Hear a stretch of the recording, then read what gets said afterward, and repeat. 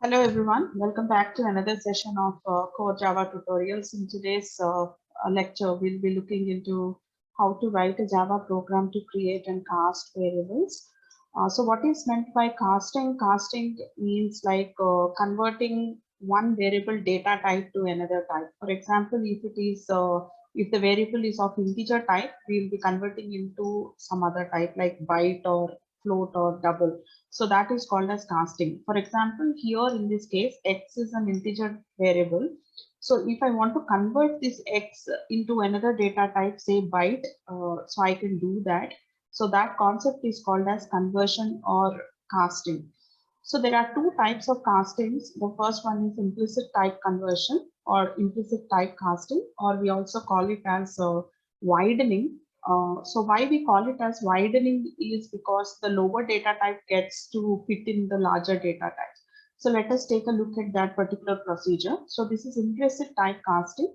So wherein the byte can accommodate into short and short can accommodate in integers and character can accommodate in integers and I can convert integers to float, double, long. I also can convert long into float and double.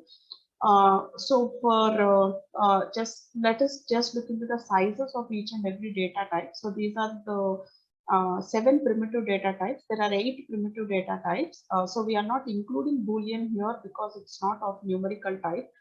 So the first condition for implicit typecasting is that all the variables, all the data types here need to be compatible, meaning that we can convert from one data type to another if there are numerical data types. So these are all the numerical data types. So we can convert one form to another form. So let us take a look at what is a size of byte. Byte is 1 byte, short is 2, and then integers capacity is 4 bytes, and long capacity is 8 bytes. And what is the capacity of character? It is 2 bytes. And what is the capacity of float? Float is of 4 bytes, and double is of 8 bytes. So since 1 byte can be represented in 2 bytes, it's very easy. So this is the smaller data type. So the smaller numbers can fit in the bigger ranges. So this implicit type conversion happens internally with your programming language. So you needn't do anything. So if you just assign the lower range to an upper range, it accommodates itself without throwing any error. So byte can be converted to short, short can be converted to integer, and character can be converted to integer. And because characters are represented in Unicode, so which are numerical values, so char is a subset of integers. So char can be converted to integer, and integer can be converted to long. It can also be converted to double, and it can also be converted to floating point. And then coming to long, long can be converted to float, and also it can be converted to double. Now you might get a doubt that the capacity of long literals are they hold like the range is in 8 bytes, but here float is of only 4 bytes. So how come 8 bytes can fit in 4 bytes? I'll show you that in the program. So all this you needn't do. The implicit type conversion means that it is not in the responsibility of the programmer to give certain statements in the program to convert from one form to another. So internally they get converted from one form to another. That is why they are called as implicit type conversions, or they are also called as widening casting. Okay, so this is regarding the implicit type conversion. So now let us take a look at what is meant by explicit typecasting.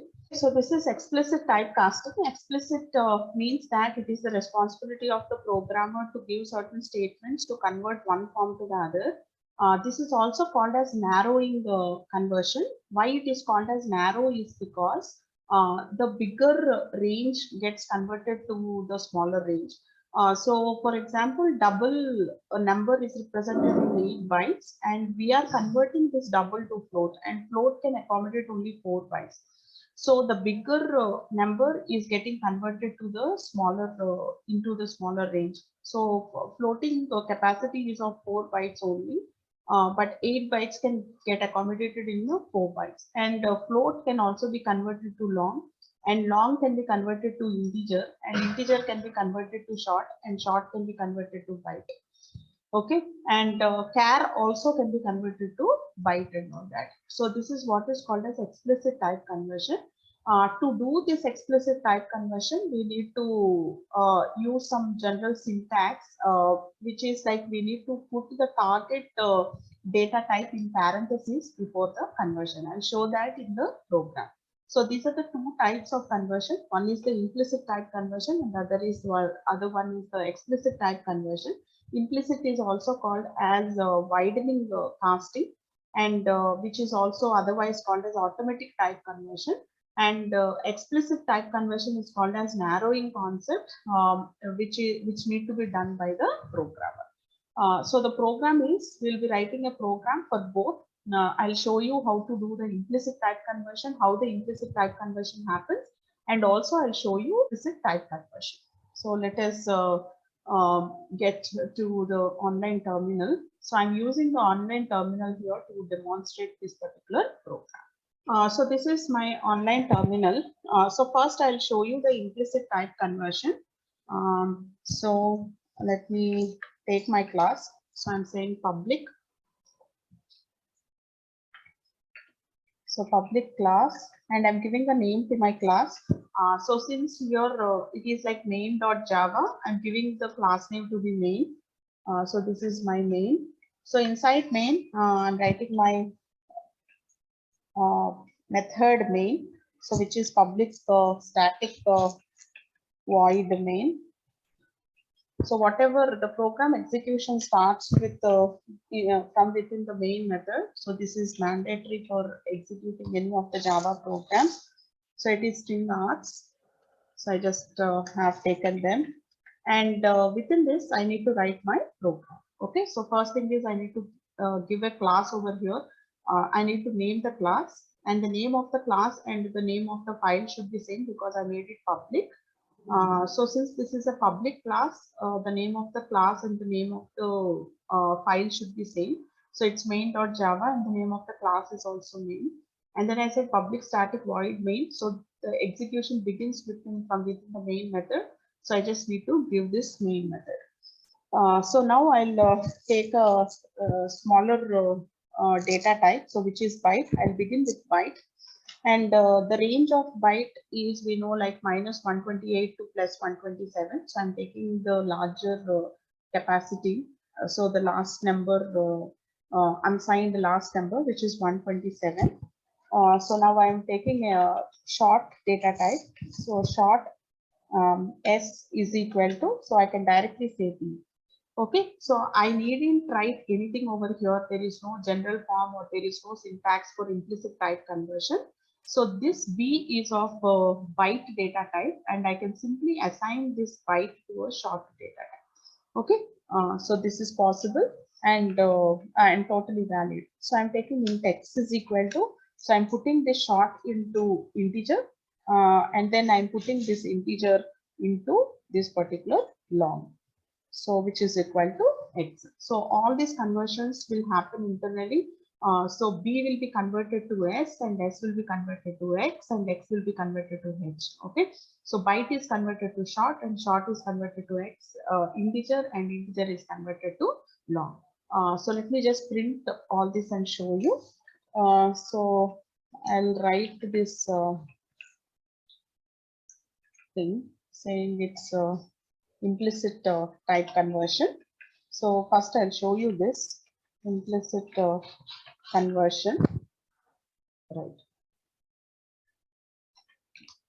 Okay, so let me put a semicolon at the end, and now let me print the byte here.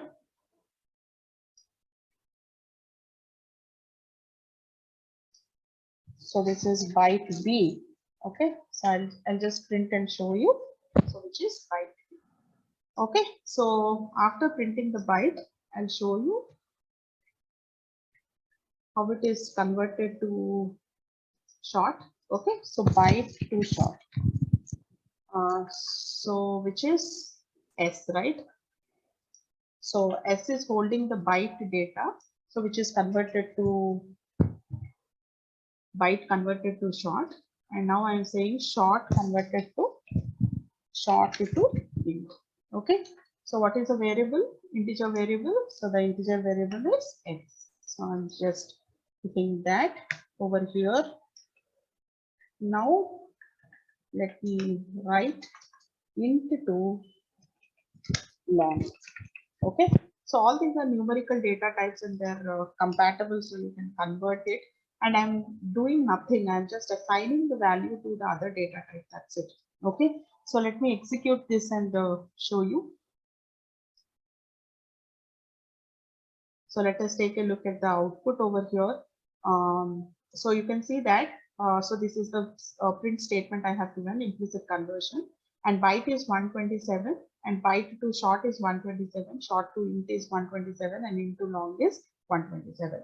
So there are no errors or bugs. So you can happily convert one form to the other, provided that for the implicit typecasting, the one that you are assigning is of is from the smaller range. You can assign it to the bigger range.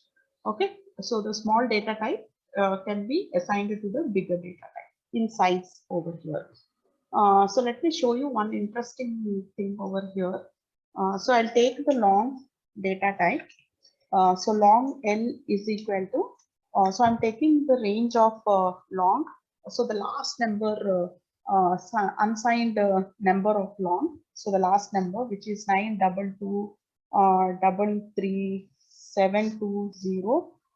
36854 77580. Okay, so this is a long literal, and which is the last literal, unsigned last literal of the long range, which is there in the long range. So every data type, every integral data type is by default integer. So I just need to put L over here. So it can be capital L or small l. So now let me convert this long into float. So converting long into float is an implicit type conversion. So I just want to show you, because we have this ambiguity over here that long is of 8 bytes, right? So the capacity of long is 8 bytes. And what is the capacity of float? The float capacity is 4 bytes. So let us see how come this implicit type conversion happens, like if 8 bytes get accommodated in 4 bytes. So I just wanted to show you this. And also what I'll do is I'll convert this float into double. Okay, so double D is equal to F. So I just have converted the long to float and float to double. So let me give this print statements. Okay, so this will be long. So I'll just print the long data first. So long is represented with the variable L. So I just have given L over here, long L. And now we have converted long to float. I'll show you how it accommodates this 8 bytes. So long to float. And what is the variable over here? So the variable is F. So I just have taken it. And then we'll convert this float to, okay, float to double. Okay, right. So what is the variable? Double variable. The double variable is B. So let me execute this and show it to you. So what will happen? Okay, well, fine. So you can see here that this part of the output we already know, we have seen. Now this is L. Okay, so this is the statement wherein I just wanted to print the long variable. So this is the value of the long variable. Now when I converted this long into float, like 8 bytes sitting in 4 bytes, so you can see that it has reduced it and represented in an exponential form. So representing in an exponential form will take less space. It can do it in 4 bytes. Okay, so that is why long 8 bytes can fit in floating. Okay, now float to double. So this is of a higher data type. It can automatically fit into it. So this is regarding the numerical ones, converting from integers to floats and all that. Now let us see how to convert characters. So character data type is represented in Unicode. So I can say CH is equal to 65, where this is integers. Now I can convert these integers into float integer into character type. So I can simply say system.out.println. So I can say int. Okay, 65 is int, right? So int to char. So if I just wanted the character to be printed on the screen, so the char will be printed. So 65 is A will be printed on the screen for me. So wherein we are converting this integer into a character. So not only that, I can also represent characters in the Unicode format. Unicode format will have an escape sequence of /q followed by 4-digit hexadecimal code. This hexadecimal code will be converted into the decimal form, and then the chart is looked up, the Unicode chart is looked up, and the corresponding letter is extracted. So I'm trying to print my name and also Java in Telugu. So I said system.out.println. So wherein I'm taking the Unicode characters here, hexadecimal representation. So /u0c38. Okay. So this is my name. Okay. And sa, that is sa, and then I'm giving the other character, so which is 0c41, and then I'm giving a plus, and then so these are all there in Unicode. So you can also print your name also. You can just look into the character set and you can just print your name. So I'm just showing you a form wherein you can convert this hexadecimal into characters. So this is what I have printed. So this is my name. And now I'll print Java also in Telugu for you. Okay. So Java, it's a 0C. 1C, 1C, okay, and it is 0C 3E, okay, and this is 0C 35, okay. So I don't want things to overlap. So what I'll do is I'll put the space here, and also I'll put the space here. Okay, so that's it, friends, regarding the implicit type conversion. So let me execute this and show you the output. Okay, so you can see that float is also converted to double. Now this is character converted to integer converted to character. So 65 is integer. So we just have converted it into character like this. So implicitly it gets converted. So you needn't give anything. Any syntax is not needed. You can directly assign the integer and print it. You'll get the character. And in the next case, what I did is I have printed Sudha. So this is Sudha, wherein I have taken the Unicode hexadecimal code and I have converted it into characters. And this is Java. So I just have taken the Unicode and just have printed Java on the screen in Telugu. Okay. So all this is regarding implicit type conversion. So I said explicit, right? Okay. So this is explicit type conversion. So you can also put it in comments, but I wanted to in the output, so I'm just putting it in that way. Okay, friends, now let us understand how to do the explicit conversion. Explicit conversion is like the bigger data types are converted to the smaller data types. So I'll take a bigger data type. So I'll say int x is equal to, so I'm giving 129. And then I said byte. Okay, so I'm converting it into byte. So I said byte b is equal to so x, and then I have system dot out dot println in which I'll be printing the value of this particular byte. Okay, so byte b is equal to so let me print this byte b.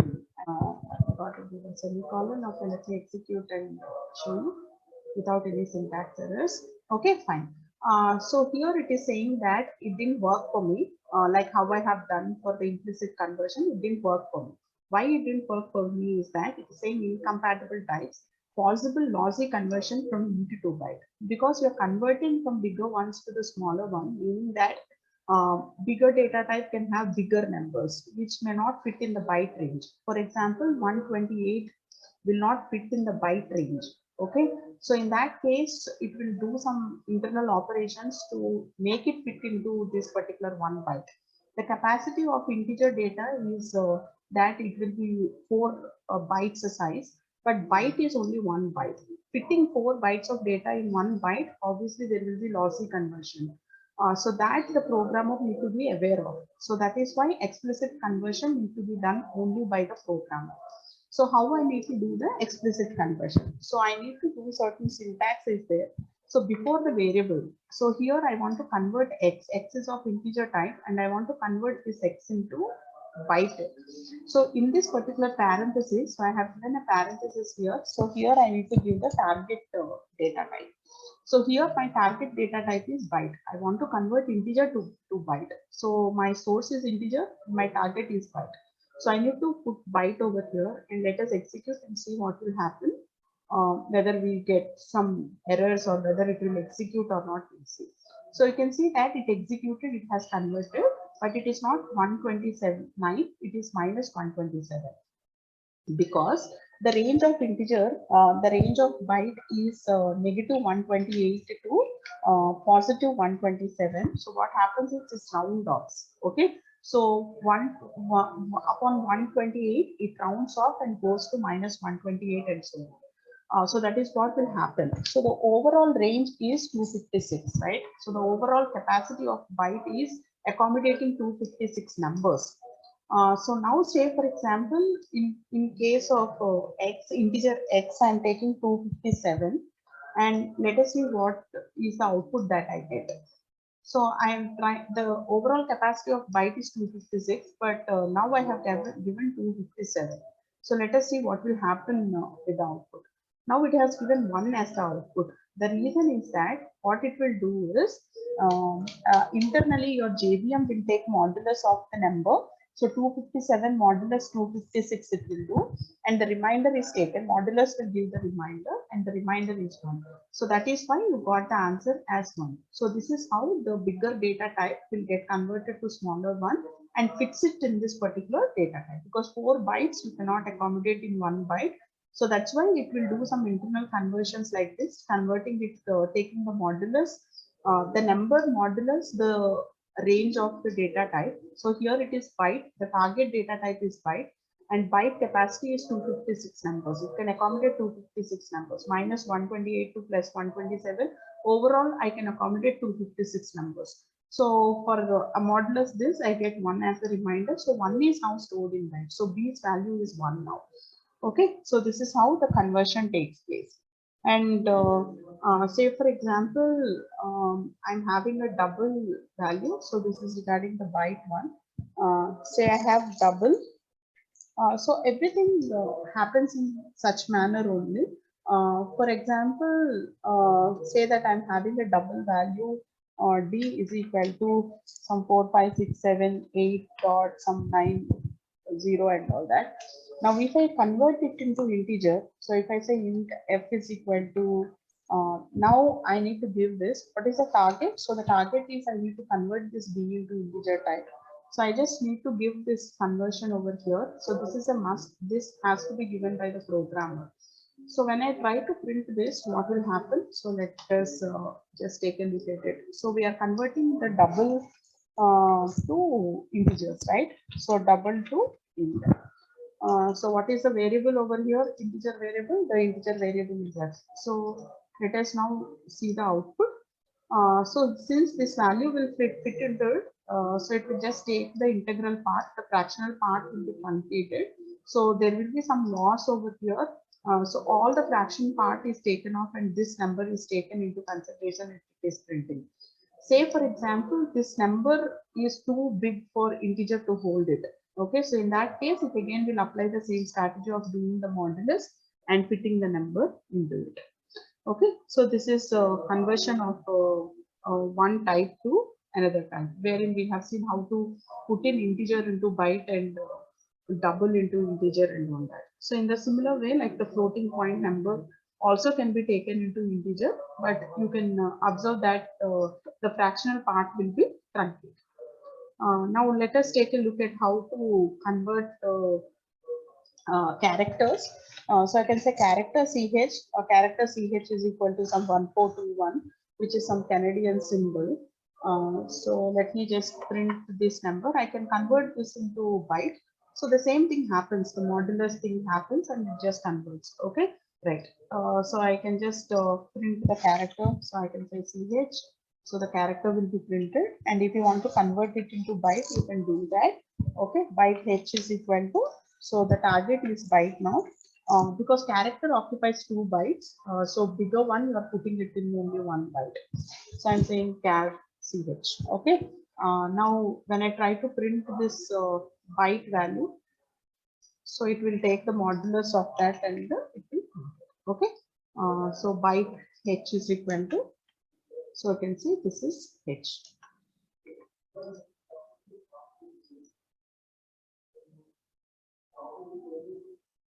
So you can take a look at the output over here. So this is the Canadian symbol, so which is at the Unicode 1421. And then I have converted this 2 bytes into this 1 byte. And what happens is it does the modulus of it, and I'm getting -115 on the screen.